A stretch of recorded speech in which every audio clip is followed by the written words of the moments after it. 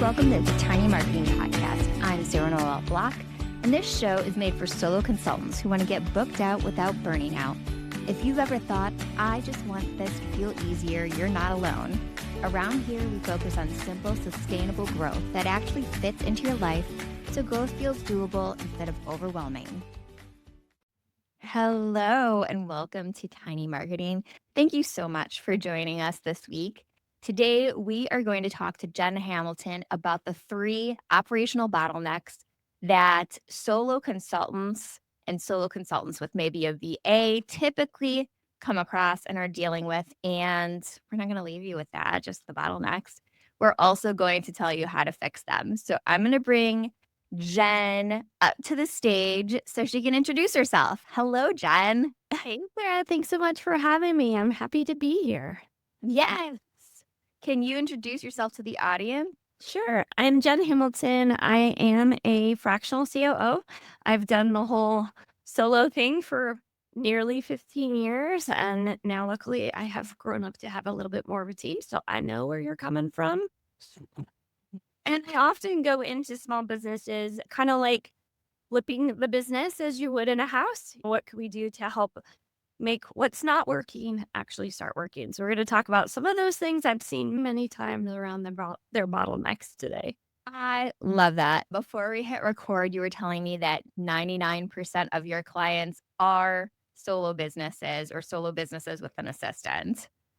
Yeah, so I have a community. I lead the fractional COO integrator ops consultants, and I have about 670 of them now in my community as of the date of this recording. And most of them are solos. Maybe they might have an assistant, or they might have done what I've definitely done in my life, begged a child or a spouse, a sibling, can you help me with this? Oh my gosh, I trained my 12-year-old on how to edit podcasts. My 15-year-old niece is the one who who edits my podcast. She does an amazing job. Yeah. I recorded it on Loom, I think it was. No, I recorded training him on Descript, and now I use that training for my clients who want to launch their own podcast, because if I can explain it to a 12-year-old, I can explain it to you. Yes. Yeah, so you get pretty creative when most of the business is on our shoulders. Yeah, you have to be. You have to be able to think outside of the box and bring in the 15-year-old to do the editing. Exactly. So this sounds like you. We get it. We are you. Yeah, we are you. We talk about this stuff. It helps us too. It's almost like therapy, right? I'm like, okay, yeah. Yes, it really is. And every time I host a new guest on my show, I'm like, this is brilliant. And they become my go-to referral.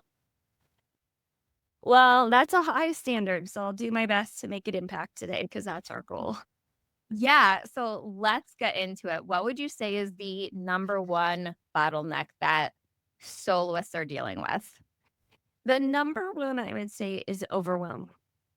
So what does that look like in a common experience? Busy all day, and then little time to think and constant reacting, right? Not being proactive, but feeling like everything is coming at you. It's just so much, right? Yes. We were just talking about that before we hit record. Both of us were like, I'm slammed. Yes. So how do we fix it? How do we make it so we don't feel so slammed all the time? Well, we're going to talk about one action so that it feels doable with each of these 3. And so this first action is to schedule a weekly CEO hour. You are the CEO. You're also doing everything else, right? But you need that time to be that visionary, which is creating that vision. And what you want to do is have that time to think. I also call it thinking time. And if you can't do an hour in one phase, I encourage 2 30-minutes. This is what worked better into my schedule, at least taking 2 30-minute times to just think. And the best way to do this to protect your time, because our time, again, if we're reacting, it's all over the place, is protect it as if you're meeting with a client. Because we know we'd put our clients first, Or maybe a Yeah. doctor's appointment. One would hope you put your health first. What do you do to make sure that doesn't move? So ideally, though, it's the same time every week, so you can block your calendar, same day, same time, and uninterrupted. So making sure you might even have to move yourself. I put notes onto my iPad so I can be in a different location than on my computer That's a good where idea. Yeah, somewhere. where all the notifications are hitting you and you're like, "Oh, I should probably deal with that."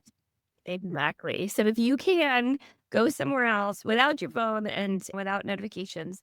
And here's a question you can ask yourself because it is about addressing the overwhelm, but having the time to think about what do I need to do? So here's one powerful question. What's creating the most friction in my business right now? That's going to give you time to think and then fix. Yeah, that is really smart. I block off Fridays, mainly because I don't wanna work on Fridays, and my mom comes over for sushi and true crime, but I always end up having to work in the morning before she comes, and I really would just if I made that CEO hour and I set that aside and I it was sacred, this is the thing that I need to do, I think that I would probably not do that so much. I love that you called it sacred because it is, because you are sacred. Your mission is sacred. Your ability to impact others is a sacred work that we're doing. And yet, are we giving us that sacred time to do it even better? And that's what Yeah. this is. Yeah, that's a great action point to have. Okay, what is number 2? What Number is two. Can bleed from this. What you might see as part of what's that friction is that you lack direction. So what is that common experience that people might experience? You're working hard without a clear plan or consistent results. And one of the things that's really challenging, if you're a startup or if you've been doing it for many years, is to ask yourself, do I have predictable, consistent results? If not, you're missing actual plans, strategies, and that consistency is really what is a sign that you'll get predictable results. So oftentimes, again, being reactive, that's what's getting in the way of our being consistent, which gets in the way of predictable results. Meaning, I know this is how much money I'm going to make pretty well. And I know if I do this work with marketing, I'm going to get this number of people to do a sales call, and this number of sales calls is going to get me this number of clients. Predictability, Yeah, confidence. you're speaking my language. That's what my entire program is about, is, like, building systems that give you predictable revenue. Exactly. There's no worse feeling than that feast or famine where you're either too busy to do the work to keep your sales pipeline full, or you're broke and you're like, "Oh shit, what now?" Worst feeling. Yeah. I see that a ton. And I've mentored and guided solo consultants, coaches, fractionals for probably 8 or 9 years now. And peer mentoring, right? Me being mentored by them as well. And part of what I've learned from them and what I passed on to them is that the reason we have those big giant ebbs and flows, which come like crashing waves, is because we stop doing the work that you and the system that you put in place, which is you Mhm. have to consistently be doing business development, even when you have a full client load. What happens every time is big giant dips. If you're not constantly putting your foot on the gas of even just a little bit, but having your consistent system makes it a lot easier to do that while you're serving clients. Yeah, I've experienced that myself where I will get busy running the thing and then I'm like, "Well, what now?" I feel like I'm in a stuck place and I turn on my own systems that I teach and it instantly changes everything. I'm like, "Why? Why do I do this to myself?" And I know it works. Yes, exactly. You're not alone. There's that whole thing of like the colors, kids have no shoes. It's Yeah. so easy for us to see it for others, but to turn that mirror and do it for ourselves, it's challenging. So, is there an easier way to be able to make sure that you're keeping up with your systems? Good question. So I think that the easiest way, and actually, How about this? I make it a teaser because I added one bonus, a way of that we Mhm. can one bonus challenge that gets us into bottleneck and one bonus way. So I will make sure I go through this quickly. I'll get to that because it is there is one quick and not always easy way to be able to do that. So I'll leave you on that cliffhanger, but I want to make sure I get to the action around that lack of direction. Is that Okay. work Yeah, for let's you? do it. All right. So that one action is to maybe in your thinking time, right? Define one 90-minute business goal. Or 90 days, excuse me. 90 minutes would be great. We wish that. 90 days. What in the next 90 days is my goal? So complete this sentence maybe in your thinking time. If the next 90 days went well, what's one result that would matter most? So again, we're looking at outcomes. I like to think of COOs as chief outcomes officers. We change operations into outcomes.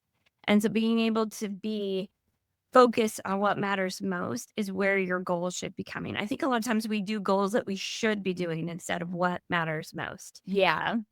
And then do a quick check on that goal. Is it clear? Is it measurable? And would it achieve this way of relief if you're stuck or momentum if you feel like I'm not getting where I want to go? So being able to put it in those parameters. And remember, one clear target is way more powerful than multiple vague ones. You're going to have, this is what I do. And then when you start to drift and have those shiny objects, you're like, nope, this is the Is it? one You thing I hold do. on. This makes me think of EOS.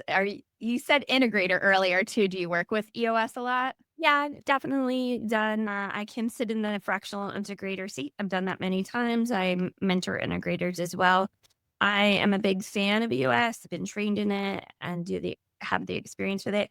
And I work with why I like to say COOs is because there's more than what is in EOS, but it's an incredible system and it's an incredible baseline. I feel there's even more that a small business needs to focus on beyond just the team, which EOS is so great at. It's also really focused on and talk about what matters most. What is your client experience? What is your cash flow like? And I Yeah. love this that EOS doesn't touch on, but you do is revenue development. How do we operationalize, going back to what you're talking about, revenue development? Yeah. That, yeah, there are EOS definitely focuses. I was a marketing seat when I was in corporate. Yeah. And it definitely focuses much more on the team. But I do know that a lot of soloists are interested in the whole traction Yeah. system. So it sounds like you take it and turn it upside down for more of that mindset of traction Yes. for a different situation. Yeah. Love it. It's very powerful. E-myth is very powerful. Scaling up all of the systems to be, again, like we say, a system helps create that predictability. Mm. Using something consistently like a system makes it easier to be consistent. And it's about doing what is comprehensive. So I really look at making sure all areas of the business are strong, not just the team leadership and vision side of it. To me, EOS is fantastic around culture. And what I also look at is the money the side of it. The client, Funny for a second, I was like, yeah, the funny, the marketing. money. Let's get the money Yeah, for this business as well. that matters the most. Otherwise, you do not have a business. Exactly. Exactly. All right. Should we get into that third bottleneck? Yes, I yes. think you're going to love it, right? This isn't even that bonus, but this is broken or missing systems. I swear we didn't talk before that we were going to talk so much about systems before we got to Bob. No, we didn't have that on our list, but here we are. So we've been talking about systems, but what is the sign that you're missing systems or that they're broken? One of the biggest signs, and this is extremely common with solos, is everything lives in your head and nothing feels repeatable. You're just making it Yeah. up every single time. Oh, now I already know what I'm going to pair this episode with because I had someone else do an episode on like how to build systems for when you're about to bring on a team member. This will pair so nicely with that one. Absolutely. Because the first action, even if you're not going to bring in someone, and I started doing this for myself, is document. I know you're everyone's like, document one repeatable process. And one of the things that I think I've done for myself that's made me consistent, made me faster, it takes a little bit of time at first, is being very clear on what did I do last time? That when we do things once a month, one of the things, for example, a really perfect example, I've used Stripe for years to be able to send invoices, especially for retainer type work. It makes it easier. You can make changes. You have the credit card in there, all the good things. Every freaking time I try to make a new invoice for a specific client, I was like, how do I use this thing again? Yeah. It's not something I do every day. And so I finally got sick of me spending so much time trying to figure out the system and started to record. This is exactly how I do it because I was just irritated. And then I couldn't even pass it on to somebody else, even if I wanted to, is that I couldn't even do it. So for me, that was really a perfect example of how am I getting in my way of not having something repeatable. And so when you look at one process, like we're talking about that action, taking it a little bit farther, what might be a way that you follow up? You want to make sure you follow up with a lead, document that process so that it's consistent because we often drop people through our cracks because of not having follow-ups. If that's one of the areas where you're super weak, maybe look at a process that you can repeat every time. Promise your revenue will go up if you follow up.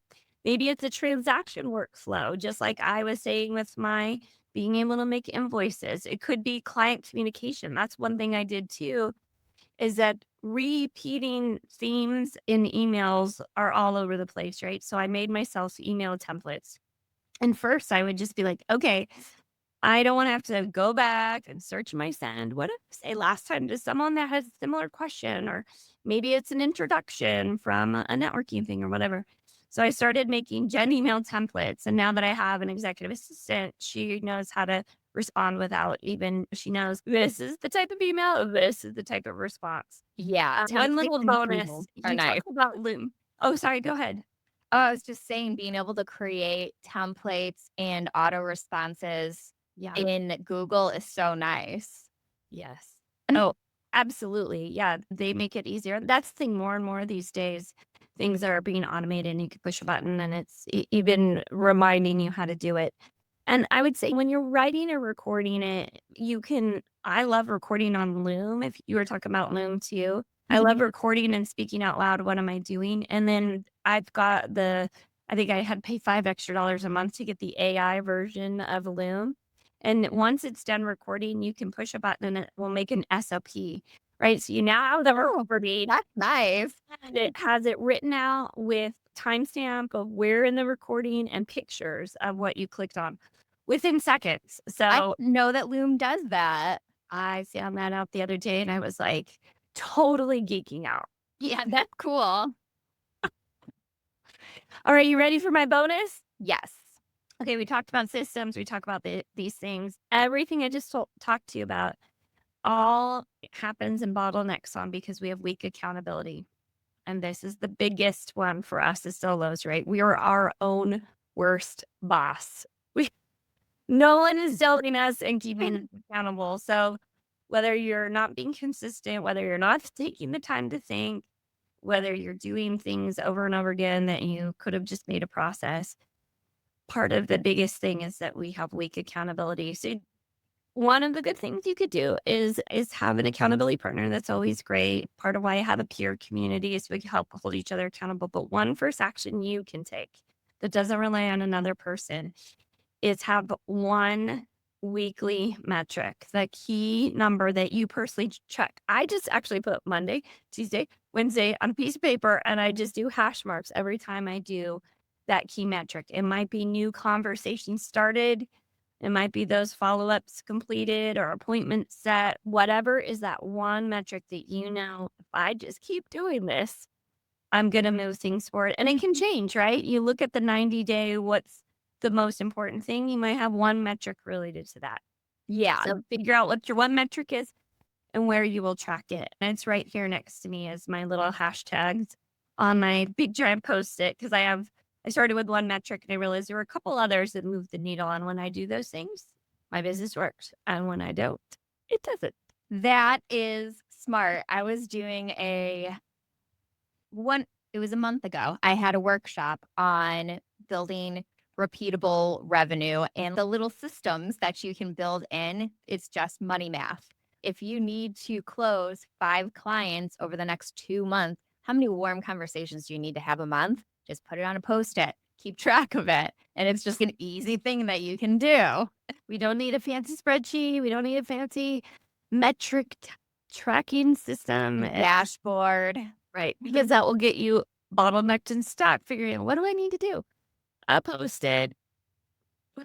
And it's right there. So you're visible and you're constantly looking at, okay, so today I need to do 2 outreaches to hit my goal. Yes, exactly. So, Sarah, hopefully we could all loosen up those bottlenecks a little bit and take these few powerful but simple actions to move us forward. Yes. So before we go, can you tell everybody how they can work with you and where to find you online? Yeah, no problem. So, one of the ways, again, I work with a lot of fractional CEOs. So, if you are one and you're listening, or you know you need some help with this and you would like to get access to a fractional COO to flip your business and be productive, what I would say is go to my website. It's hamiltonceos.com. And I know we'll put it in the show notes. I have a couple little ways that you can actually start getting some help with this for free. Once a month, we meet in a peer roundtable. So, as I shared with you, I love mentoring and learning from others. So, we do a monthly roundtable where we are addressing some operational challenge that we can hear from others that are like us. What did you do to fix it? And we get to also share with them and contribute to each other. So, that's a fun way to do it.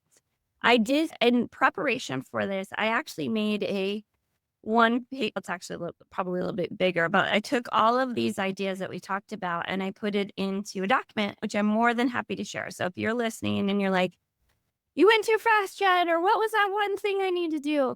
Go up and email me and just say, I was on Sarah's podcast and I would love the 3 bottleneck fixers, and I will send that to you. I will put her email in the show notes so it's easy to contact her. Thank you so much for joining me today. You are so welcome. Thanks for having me. If this episode made things feel a little more doable, I'd love to help you take the next step with the Booked Out Blueprint. It's a practical, low-pressure session to clarify your offers, your marketing, and what actually moves the needle. You can book yours through the link in the show notes. You don't have to figure it out alone.